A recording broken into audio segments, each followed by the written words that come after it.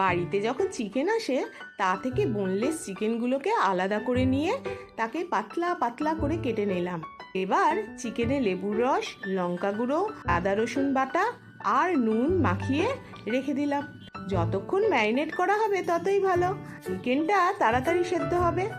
এরপর অন্য জায়গায় দুটো ডিম ভেঙে নিয়ে তাতে নুন আর মরিচ নিয়ে নিলাম, ডিমটাকে গুলে নিলাম।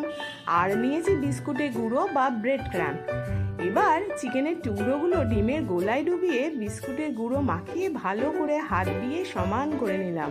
অনেকগুলোই এইভাবে বানিয়ে ফেলেছি। কড়ায় তেল গরম করে এক এক করে ভেজে নিলাম। দেখো, দেখতে বেশ ভালো হয়েছে না? খেতেও খুব ভালো হয়েছিল। বিকেল বেলায় টিফিন টাইমে এটা একদম জমে যাবে। একবার ট্রাই করে দেখো, ভালো লাগবেই। সাবস্ক্রাইব করতে ভুলো না কিন্তু।